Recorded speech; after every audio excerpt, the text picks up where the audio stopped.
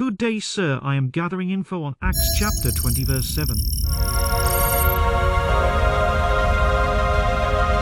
Sir, I find no positive historical mention of worship.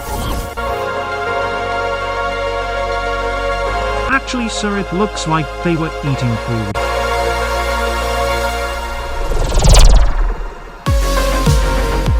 I found the Didache is not authentic. Gospel of Barnabas either. Shows breaking bread, but there was no wine present. Sir, also no feet washing. AI activated, so let's go. Let's hit them where it hurts.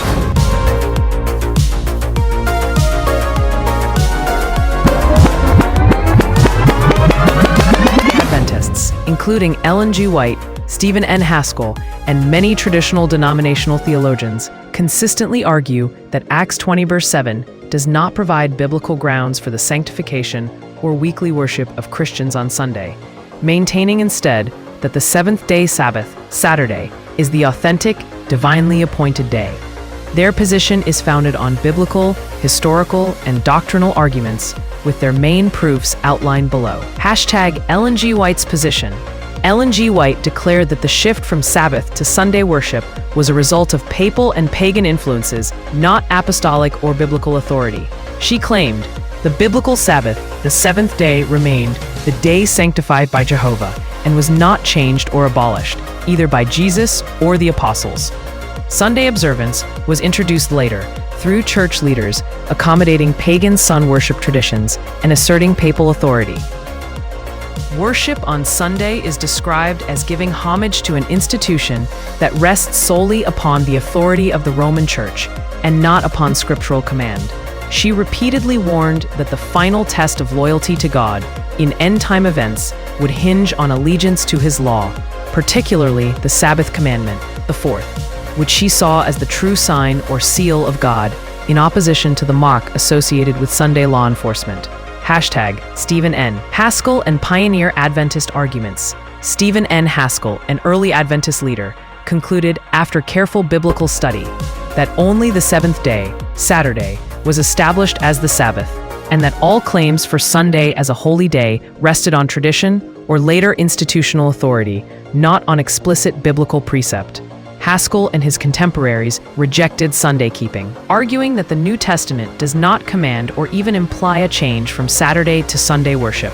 In examining Acts 20 verse 7, they argued this verse simply records a unique gathering on the first day for a meal, breaking bread, and Paul's farewell, not a command or institution of a new weekly day of worship.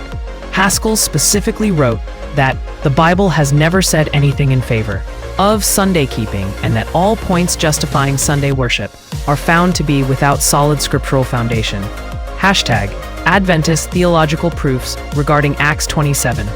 Adventist scholars and theologians contend Acts 27 documents a single event when disciples met on the first day to break bread as Paul was departing at midnight, but there is no command nor indication this was the regular and divinely appointed day for Christian worship. The New Testament uses Sabbath, Saturday, regularly as the weekly day of worship, and never describes Sunday with the sanctity or authority of the Sabbath. Appeals to historical continuity show that Sabbath observance continued among Christians for centuries, and Sunday keeping only gained church-wide force in the 4th century, largely under Roman influence.